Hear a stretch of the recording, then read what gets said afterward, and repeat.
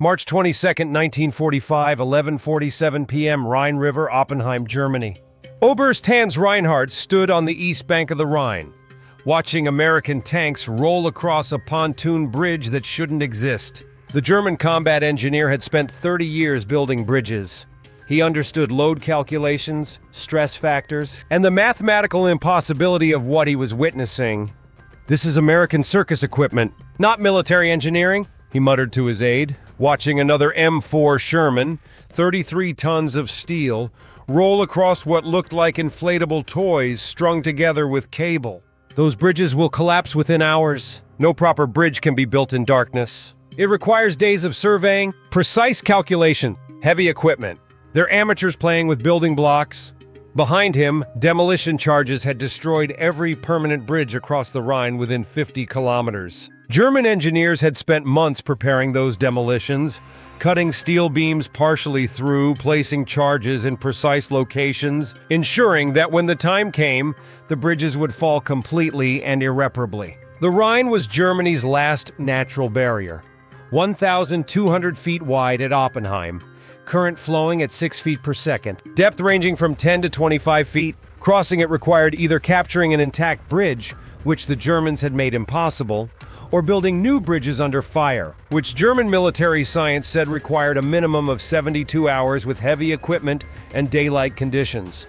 What Reinhardt didn't know, what German engineering doctrine had failed to comprehend, was that 18 hours earlier, American engineers had received the order to bridge the Rhine. They'd surveyed the site in darkness using techniques German engineers had never imagined. They'd assembled prefabricated components delivered by truck convoy.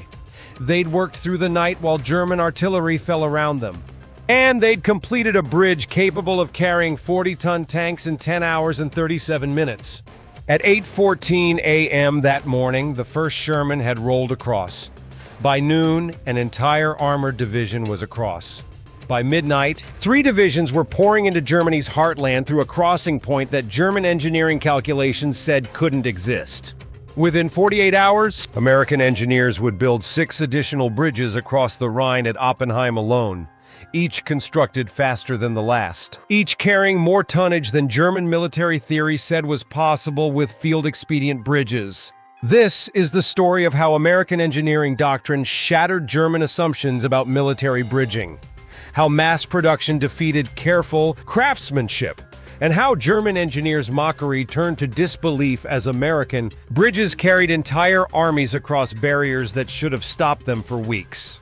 To understand why German engineers mocked American bridging equipment, you need to understand German military engineering tradition, a culture that valued precision, craftsmanship, and time-intensive perfection.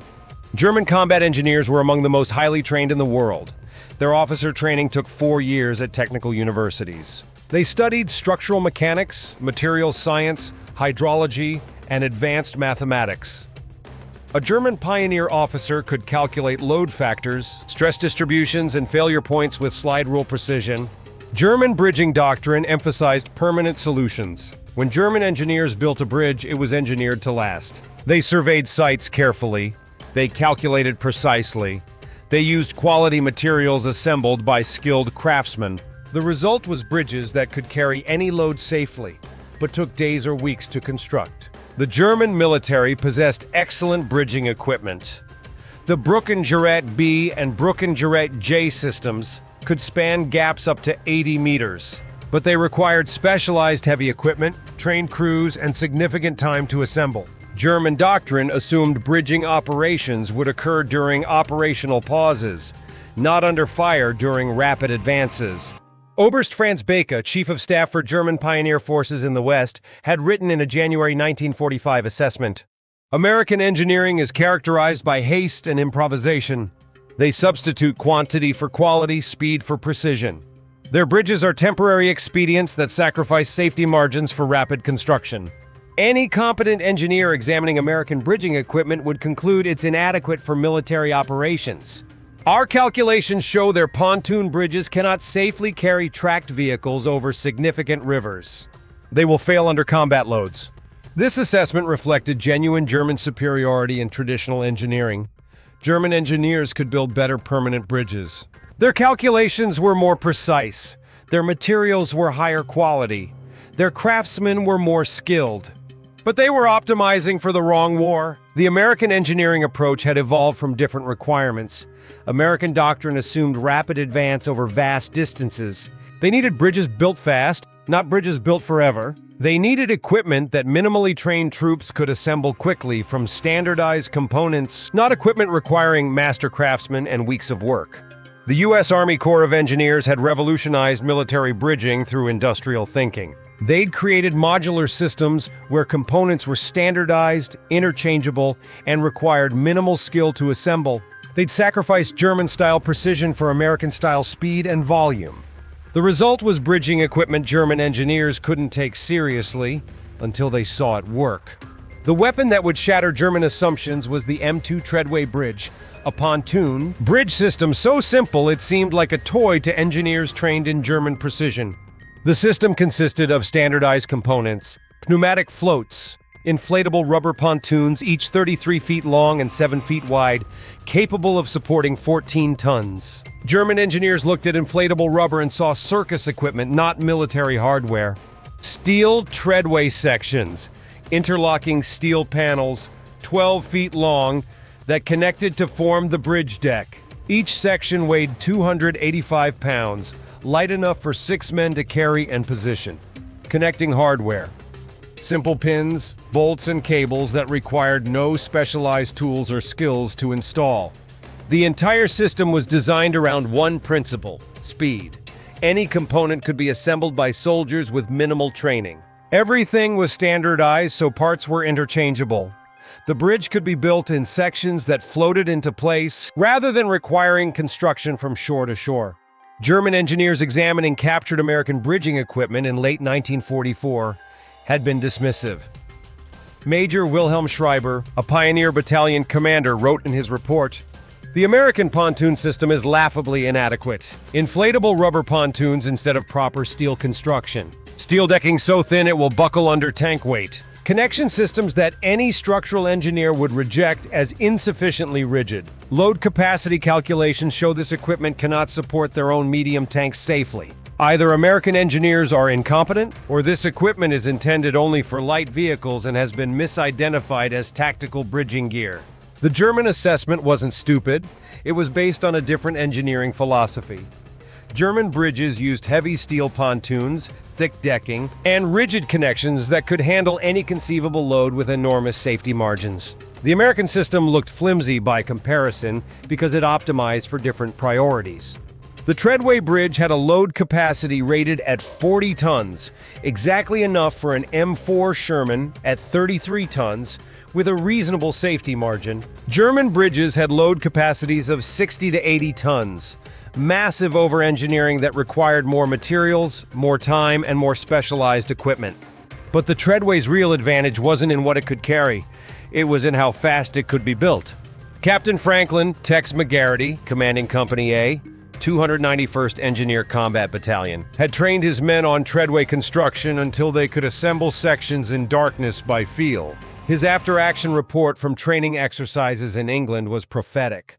German doctrine assumes bridging requires engineering expertise. Our doctrine assumes bridging requires following simple procedures quickly. We've proven that minimally trained soldiers can build treadway bridges faster than German experts can build conventional bridges. When the time comes to cross the Rhine, German calculations about bridge construction time won't account for American methods. The test of which philosophy was correct would come in March 1945, when Patton's Third Army reached the Rhine at Oppenheim and found every bridge destroyed.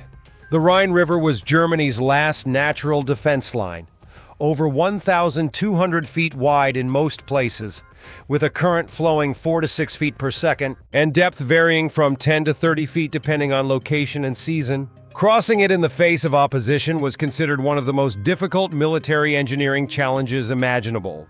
German defenders had spent months preparing the Rhine defenses. Every bridge was pre-wired with demolitions. Artillery positions were registered on likely crossing sites. Infantry positions covered all approaches. The plan was simple: destroy all bridges, then use the Rhine as an uncrossable barrier while reorganizing defenses behind it. By mid-March 1945, the plan had worked perfectly. The Ludendorff Bridge at Remagen had been captured intact by American forces. On March 7th, a catastrophic German failure. But it had collapsed on March 17th, killing 28 American engineers who were reinforcing it. Every other bridge across the Rhine had been demolished successfully. German commanders believed they'd bought time, weeks, perhaps months. Crossing the Rhine without bridges would require either Option 1, a massive amphibious assault under fire. Possible, but it would require concentrating forces at obvious crossing points where German artillery would slaughter them. Option 2, building bridges under fire. German calculations showed this required a minimum of 72 hours, even under optimal conditions, daylight. No enemy fire, perfect weather, and heavy equipment. Under combat conditions, it would take a week or more. General Feldmarschall Albert Kesselring, commanding German forces in the West, was confident the Rhine would slow the Americans significantly. His March 20th assessment stated, "The enemy has demonstrated engineering capability at Remagen, but that bridge collapsed, proving the Rhine cannot be quickly crossed by improvised means. The enemy must either attempt a costly amphibious assault or construct bridges under fire. Either operation requires days. We have time to reorganize defensive lines behind the Rhine barrier." What Kesselring didn't know was that General George S. Patton had no intention of requesting permission for a Rhine crossing. He intended to cross immediately, build bridges immediately, and present his superiors with a fait accompli. On March 22, 1945, Patton's 5th Infantry Division reached Oppenheim, a small town on the Rhine's west bank. The nearest German forces were kilometers away. The Wehrmacht was spread thin, trying to cover hundreds of kilometers of riverfront. At 10 p.m. on March 22nd, infantry from the 5th Division crossed the Rhine in assault boats. Opposition was minimal, a few scattered German defenders who were quickly overwhelmed. By 11 p.m., the East Bank was secured. At 11:30 p.m., Patton called his engineer commander, Colonel John Conklin. "John, I need a bridge. How fast can you get me one?" Conklin's answer would shock German engineering doctrine. 12 hours. General, probably less. March 22nd, 11:35 p.m., west bank of the Rhine at Oppenheim. Captain Franklin McGarity received the order via radio. "Bridge the Rhine, start immediately. Timeline operational by dawn." McGarity's Company A, 291st Engineer Combat Battalion, had 176 men. They had Treadway Bridge components preloaded on trucks. They had rehearsed this operation dozens of times, but they'd never done it at night, under potential artillery fire, at a site they'd never surveyed. German engineering doctrine said what they were about to attempt was impossible. McGarity's first decision violated every principle of German careful planning. He ordered bridge construction to begin immediately, with surveying happening simultaneously. German doctrine: survey first, calculate, plan, then build. American doctrine: start building while you figure out the details. At 11:47 p.m., the first pneumatic floats were being inflated on the riverbank. German engineers, observing from concealed positions downstream, couldn't believe what they were seeing. Oberst Hans Reinhardt, the German engineer watching from the East Bank, transmitted to his headquarters, "Americans are attempting bridge construction at night without surveying. They're using inflatable pontoons, not serious military equipment. This will fail. Recommend we hold artillery fire and allow them to waste time and resources on this doomed effort." The German artillery commander agreed. Why waste ammunition on an effort that would collapse on its own? McGarity's men worked with mechanical efficiency born from repetitive training. Teams of 6 men carried treadway sections to the water's edge. Other teams inflated pontoons using portable air compressors, a technology German engineers considered too unreliable for military use. Assembly teams connected sections using simple pin and bolt systems that required no special tools. The bridge grew section by section, extending from shore toward the center of the Rhine. Each section was assembled on shore, then floated into position and connected to the previous section. No heavy equipment, no complex calculations, just soldiers following procedures they'd rehearsed until they could perform them in darkness. At 1:15 a.m., German artillery finally opened fire. Shells began falling around the bridge site. McGarity's men dove for cover, then resumed work during pauses in the bombardment. 2 engineers were wounded. The work continued. At 2:30 a.m., a shell struck a partially assembled section, destroying it. McGarrity's men simply pulled the damaged section aside, grabbed replacement components from the stockpile on the bank, and rebuilt it. The entire repair took 17 minutes. German engineers observing this were baffled. German doctrine: if the bridge section is damaged, calculate structural integrity of remaining sections, redesign if necessary, then repair carefully. American doctrine: throw away the broken part, install a new identical part, keep building. At 4:12 a.m., the two bridge sections extending from opposite banks met in the middle of the Rhine. American engineers on boats in the river connected them using the same simple pin and bolt systems. No complex alignment procedures, no precise measurements, just standardized components that fit together predictably.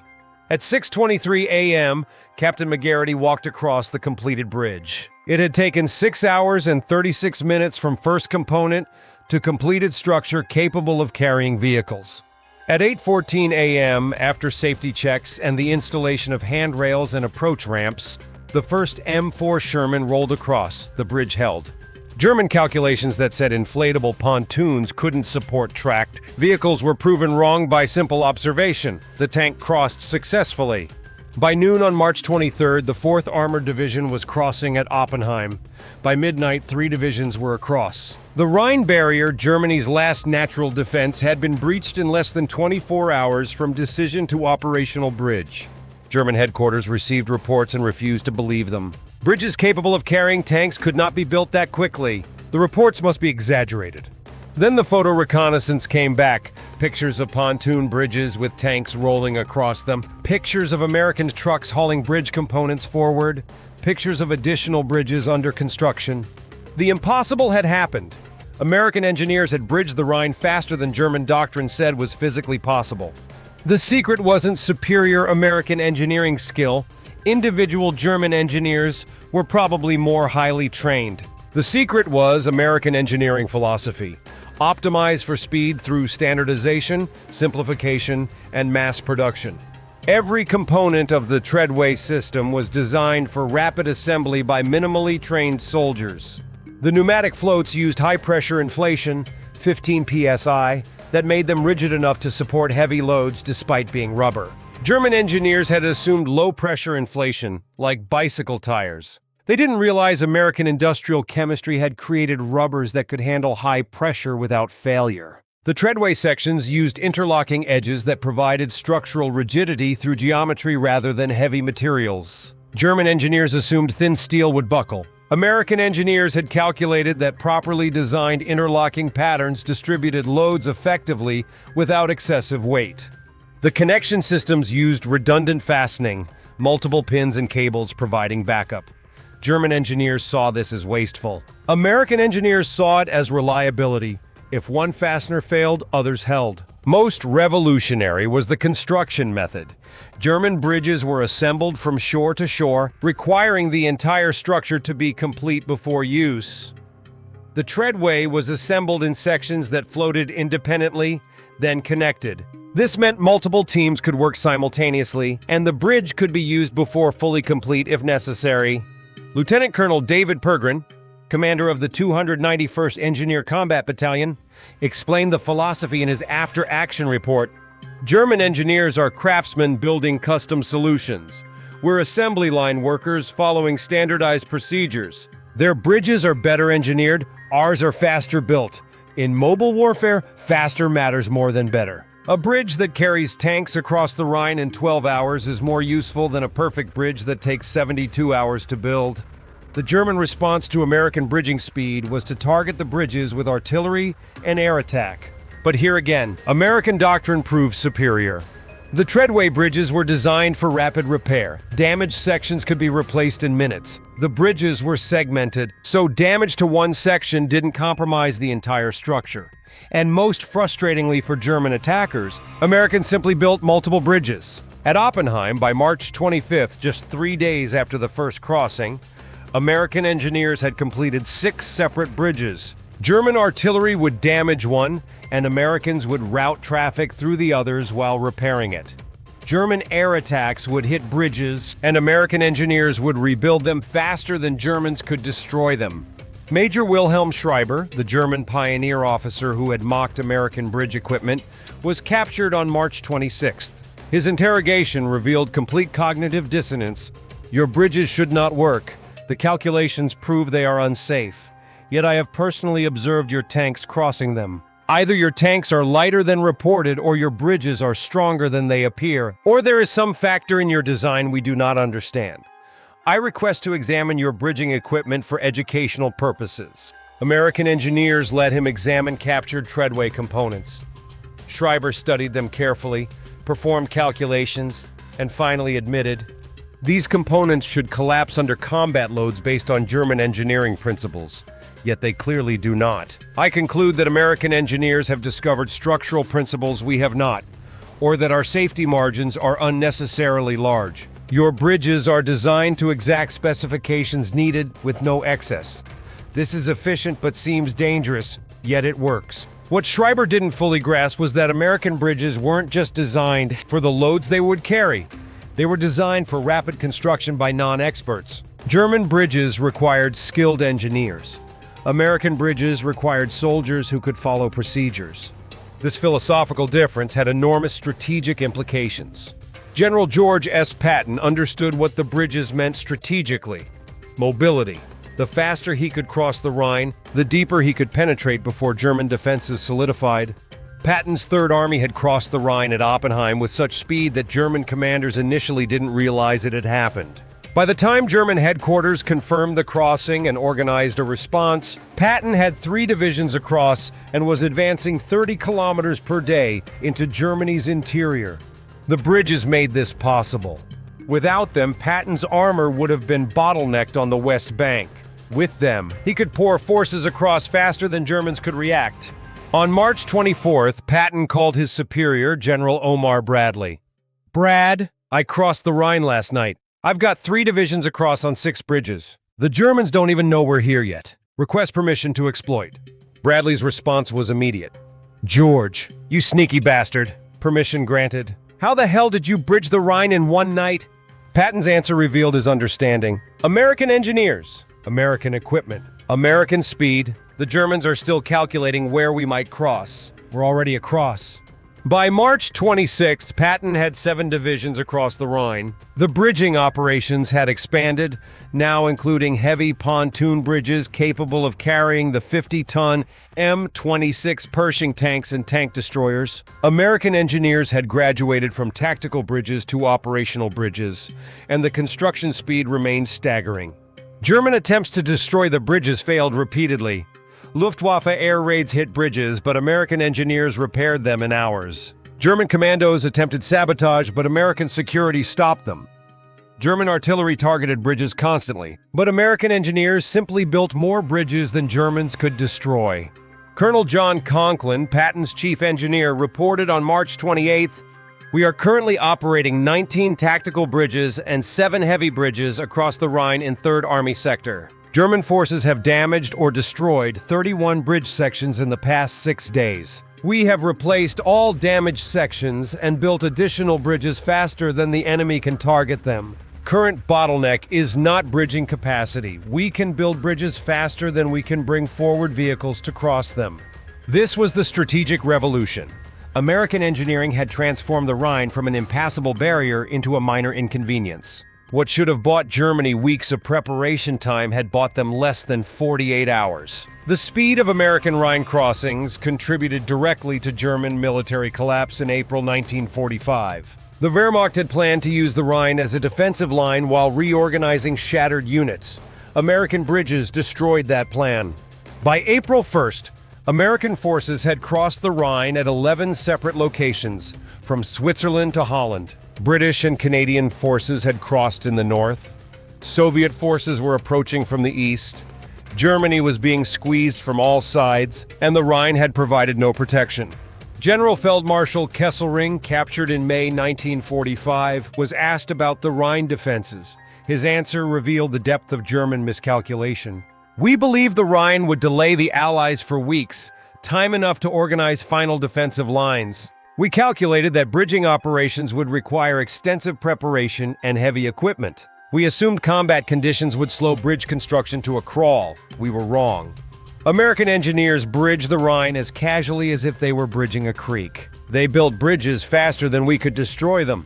We had no doctrine for countering such rapid bridging operations. The German military had optimized for the wrong priorities. They'd assumed bridging would be slow, careful, and engineering intensive. They'd prepared defenses based on that assumption. When American bridges appeared in hours instead of days, the entire defensive strategy collapsed. But beyond the strategic impact was the psychological impact on German forces. Watching American engineers build bridges under fire, then rebuild them after destruction, then build additional bridges, created a sense of hopelessness. German soldiers who had fought determinedly for years began surrendering in large numbers. The realization that America could build faster than Germany could destroy was demoralizing in the extreme. Oberst Hans Reinhardt, the engineer who had mocked American bridges on March 22nd, was captured on April 3rd. His interrogation was recorded. "I watched them build 6 bridges in 3 days. We destroyed 2 with artillery. They rebuilt both in less than 24 hours and built 2 more. I calculated how long each bridge construction should take based on proper engineering methodology, minimum 48 hours per bridge under ideal conditions, 72 to 96 hours under combat conditions. They were building bridges in 8 to 12 hours under artillery fire. Either they were accepting catastrophic safety margins, or our engineering doctrine was based on false assumptions. When I examined their bridge components after capture, I realized our doctrine was wrong. They had found ways to build adequate bridges quickly. We knew how to build perfect bridges slowly. In mobile warfare, adequate and quick beats perfect and slow. Behind the engineering statistics were human beings who died building bridges under fire and defending crossings against determined attacks. Private First Class Robert Miller, 20 years old, was killed by German artillery on March 23rd while positioning treadway sections at Oppenheim. He had been in combat for 6 weeks.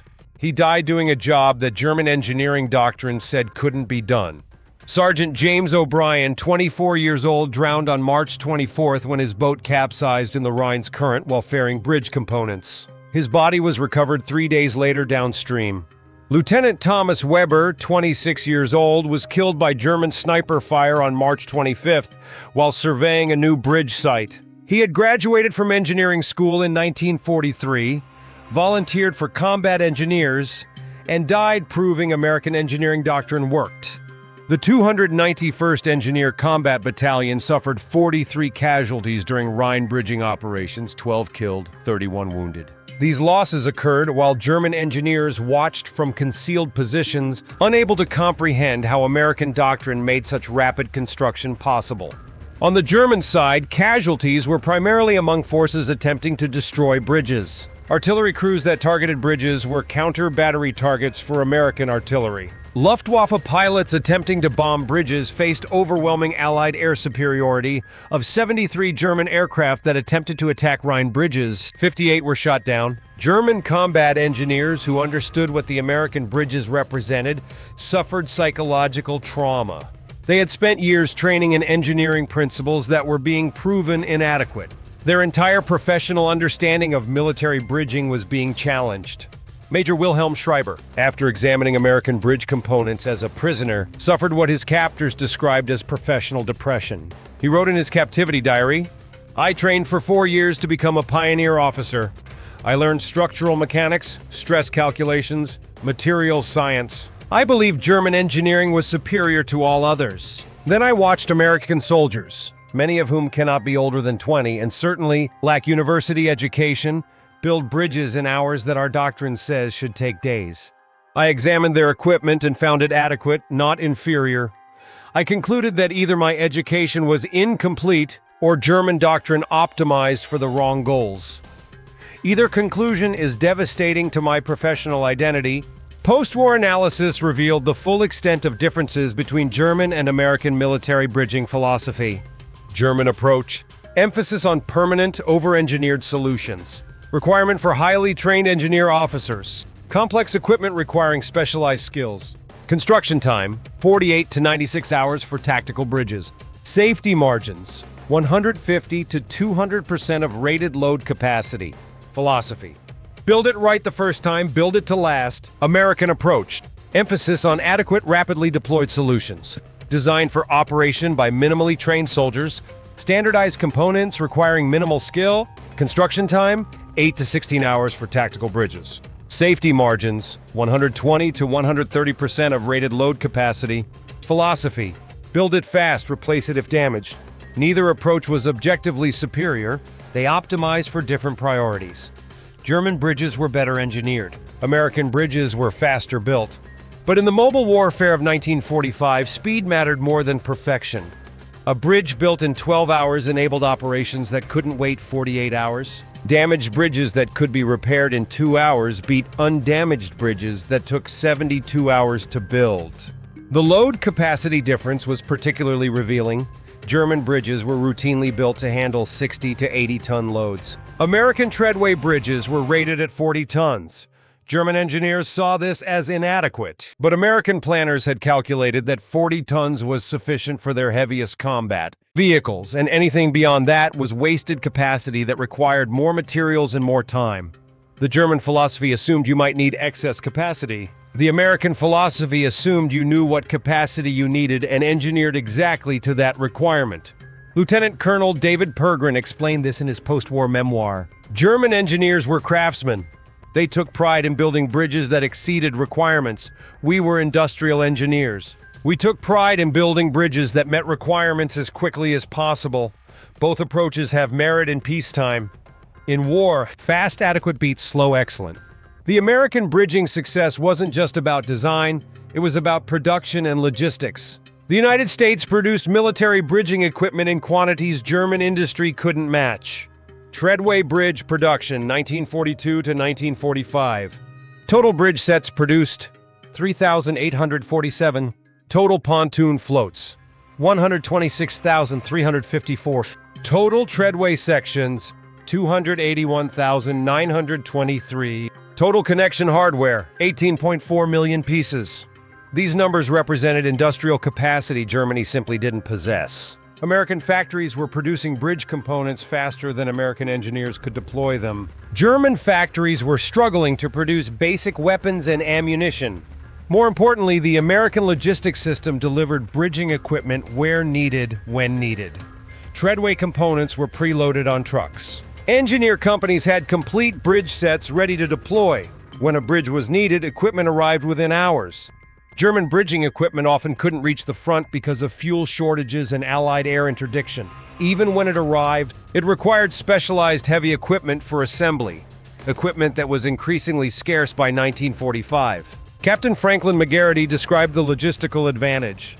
We received bridge components faster than we could use them. Division would call and say, "We need a bridge." We'd order components. They'd arrive within 6 hours by truck convoy. We'd build the bridge, and 2 days later, more components would arrive as replacements for routine wear and battle damage. The Germans were struggling to get basic ammunition to the front. We were swimming in bridge equipment. This logistical superiority meant American engineers could bridge rivers multiple times if necessary.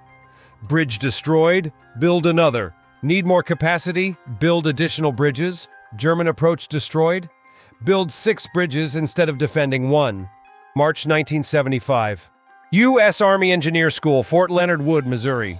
On the 30th anniversary of the Rhine crossings, the Army Engineer School hosted a symposium on military bridging. Among the attendees were American veterans of the 291st Engineer Combat Battalion and several former German pioneer officers, including retired Oberst Hans Reinhardt. Reinhardt, now 72 years old, stood before a displayed treadway bridge section. 30 years ago, I watched American engineers build this bridge across the Rhine in darkness, under fire, in hours. I transmitted to my headquarters that it was impossible, that the bridges would collapse. I was wrong. Not because American engineering was superior to German engineering, but because American doctrine was better suited to modern mobile warfare. He paused, running his hand over the treadway section. We German engineers were trained to build bridges that would last decades. You Americans were trained to build bridges that would last long enough. We optimized for quality. You optimized for speed. In peacetime, quality wins. In war, speed wins. This is a hard lesson for an engineer to learn, that good enough quickly beats perfect eventually. Former Captain Franklin McGarity, now a civilian construction engineer, responded, "Colonel, your bridges were magnificent. I've seen photographs of German military bridges. They were works of art. But they took too long to build. We knew our Treadway bridges weren't as elegant. They were rougher, cruder, more basic. But they got Patton's tanks across the Rhine when it mattered. That's what military engineering is about. Not building beautiful structures, but enabling operations." Former Major Wilhelm Schreiber added, "I examined your bridge components as a prisoner and was shocked by how simple they were. No complex engineering, no advanced materials, just clever design that allowed unskilled soldiers to assemble them quickly. I spent 4 years at university learning structural engineering. Your soldiers learned to build Treadway bridges in 2 weeks of training. That should have been impossible. But you Americans have a gift for making the complex simple." The discussion turned to specific memories.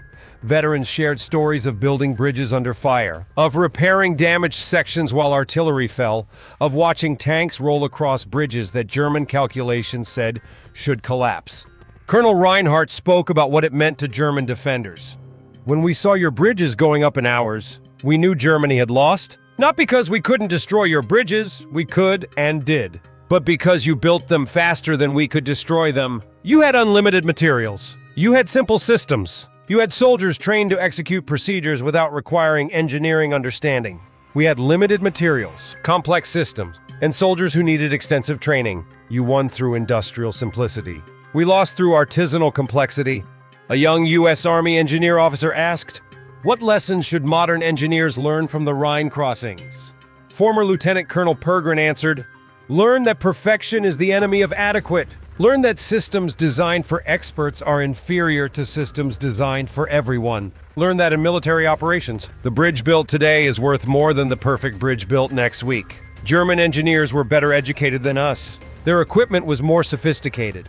Their calculations were more precise. But we crossed the Rhine faster because our doctrine valued speed over sophistication." The symposium concluded with both American and German veterans standing before a monument to the 291st Engineer Combat Battalion. Former enemies who had fought to destroy and build bridges now stood together in peace. Reinhardt delivered the closing words. "We Germans believed our engineering tradition, centuries of craftsmanship and precision, made us superior. We were wrong.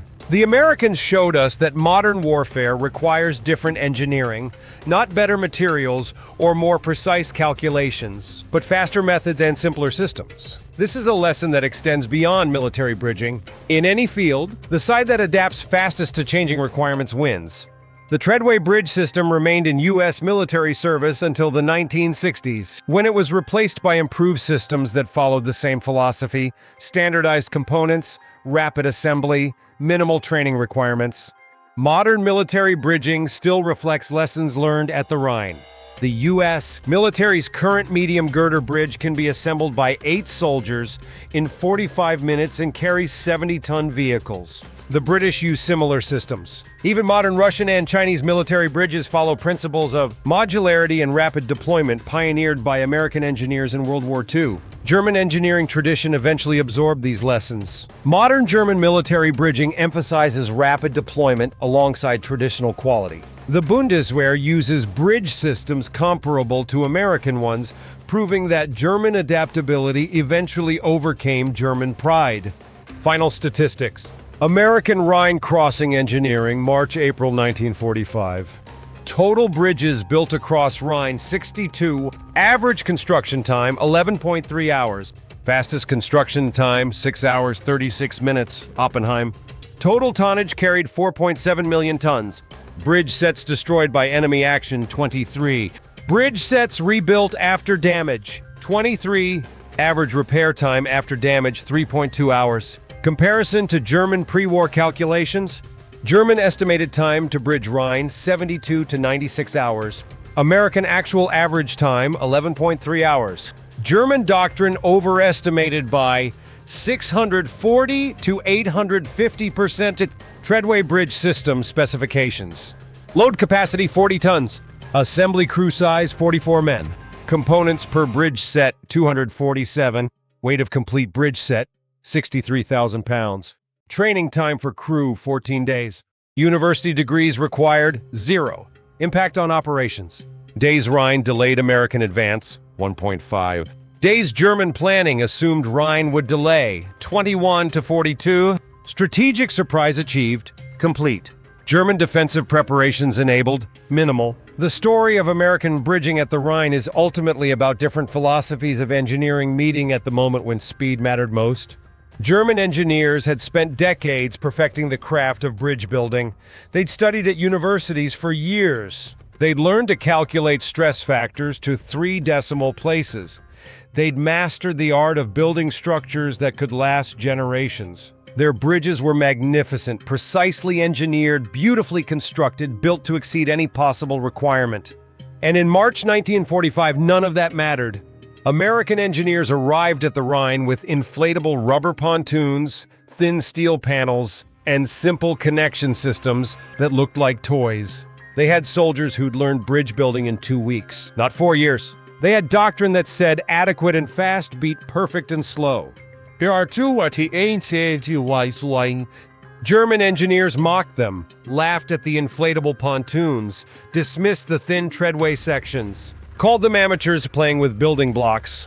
Then they watched those amateurs build bridges in darkness under fire in hours instead of days. They watched American tanks roll across bridges that German calculations said should collapse. They watched damaged bridges get repaired faster than artillery could destroy them. They watched 6 bridges appear at Oppenheim where German doctrine said 1 bridge would take 72 hours. Oberst Hans Reinhardt had stood on the Rhine's east bank on March 22nd, confident that American bridging attempts would fail. By March 25th, he was watching 3 American divisions pour across 6 bridges while German defensive plans collapsed around him. He learned what German engineering tradition had failed to teach: that in war, the perfect solution delivered too late is worthless. That elegant engineering that takes days is inferior to crude engineering that takes hours. That university-educated experts building complex systems lose to minimally trained soldiers following simple procedures. The Treadway Bridge wasn't a better bridge than German equipment could build, it was a faster bridge. And in March 1945, faster was everything. American doctrine had understood something German doctrine had missed. Mobile warfare doesn't allow time for careful engineering. Rapid advances require rapid bridging. Patton's tanks couldn't wait 72 hours while engineers did careful surveys and precise calculations. They needed bridges now, not bridges eventually. So American engineers built bridges now.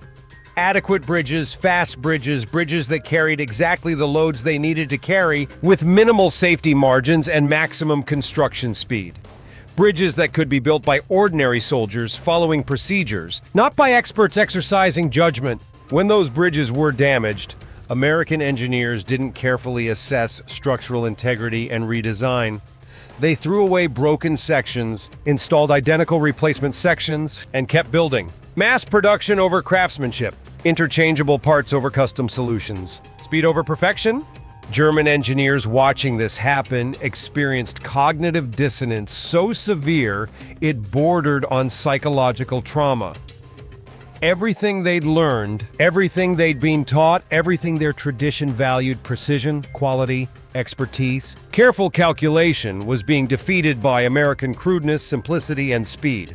Major Wilhelm Schreiber had examined American bridge components as a prisoner and desperately tried to find the flaw in their design. He'd calculated load factors, he'd analyzed stress distributions, he'd applied every principle he'd learned in 4 years of university education. And he'd concluded that the bridges should fail. The safety margins were too thin. The components were too light. The connections were too simple. By every standard of German engineering education, American bridges were inadequate. Except they worked. They carried tanks across the Rhine. They supported divisions. They enabled Patton's advance into Germany's heartland. They turned the Rhine from an impassable barrier into a minor inconvenience. Schreiber's final conclusion, written in his prisoner diary, captured the essence of what German engineers had learned. American bridges work not because Americans are better engineers, but because they asked different questions. We asked, how do we build the best bridge? They asked, how do we build a bridge fast enough? We optimize for quality, they optimize for speed. Both questions have valid answers, but in mobile warfare their question was more important than ours. The lesson extended far beyond bridging. It was a lesson about doctrine, about industrial philosophy, about the difference between peacetime thinking and wartime necessity. Germany had entered the war with equipment, doctrine, and methods optimized for perfection. Precision engineering, careful planning, expert execution. It had worked brilliantly in the early war when Germany could choose when and where to fight, when operations could be carefully prepared. But by 1945, Germany was reacting, not initiating. They couldn't afford the time for careful engineering. They needed solutions now. And their doctrine, their training, their entire military-industrial philosophy wasn't designed for now. It was designed for perfect. America had built a military-industrial system around different priorities: good enough, fast enough, cheap enough to mass produce. Systems designed for ordinary soldiers, not experts. Doctrine that valued speed over sophistication. Equipment that could be built by the thousands and operated by minimally trained troops. When those philosophies collided at the Rhine in March 1945, the result was inevitable. American bridges went up in hours. German defensive plans collapsed in days. The Rhine, which should have been an impregnable barrier, became just another river with bridges across it. German engineers mocked American bridges in March 1945. By April 1945, there were no German engineers left who still mocked them. They'd learned the hardest lesson of modern warfare: that expertise loses to systems, that craftsmanship loses to mass production, that careful engineering loses to rapid execution, that the perfect solution delivered tomorrow is worthless compared to the adequate solution delivered today. Patton's tanks crossed the Rhine on bridges German engineers said couldn't exist. Those bridges carried armies that conquered Germany. Those bridges proved that American industrial philosophy, simplicity, standardization, speed could defeat German artisanal philosophy, precision, quality, expertise. The mockery died somewhere between the first bridge going up at Oppenheim and the sixth bridge being completed 3 days later. It died when German artillery destroyed bridges and Americans rebuilt them faster. It died when German calculations proved wrong and American bridges proved right. It died when German tradition met American innovation and discovered that tradition loses when it can't adapt. The Rhine River still flows where it did in 1945. The bridges built by American engineers are long gone. Temporary structures that served their purpose and were dismantled. But the lesson remains. In war, adequate and fast beats perfect and slow. Systems designed for everyone beat systems designed for experts. Simplicity beats sophistication. Speed beats quality. German engineers learned that lesson in March 1945, watching bridges they'd mocked carry armies they couldn't stop. The lesson cost Germany the Rhine barrier. It cost them their last natural defense. It cost them weeks of preparation time. It cost them the war. And it was taught by American engineers with inflatable rubber pontoons, thin steel panels, and doctrine that said build it now mattered more than build it perfect. German engineers had mocked American bridges. Patton's tanks crossed in a day. And Germany fell because speed mattered more than perfection, systems mattered more than expertise, and American engineering philosophy had understood what German engineering tradition had missed. In modern warfare, the bridge that exists beats the bridge that should exist, every time. The mockery stopped when the bridges worked. The war ended because the bridges kept working. And the lesson entered military doctrine permanently. Engineer for speed, not perfection. Design for soldiers, not experts. Build systems that work fast, not systems that work perfectly. The mockery stopped when the bridges worked. The war ended because the bridges kept working. And the lesson entered military doctrine permanently. Engineer for speed, not perfection. Design for soldiers, not experts. Build systems that work fast, not systems that work perfectly. The Rhine crossings proved it, the American bridges taught it, and German engineers learned it too late to save Germany. But in time to reshape military engineering doctrine worldwide for the next 80 years. They had mocked bridges built in hours. Those bridges carried the armies that ended their war. Sometimes the cruelest teacher is the lesson you refuse to learn until it destroyed you.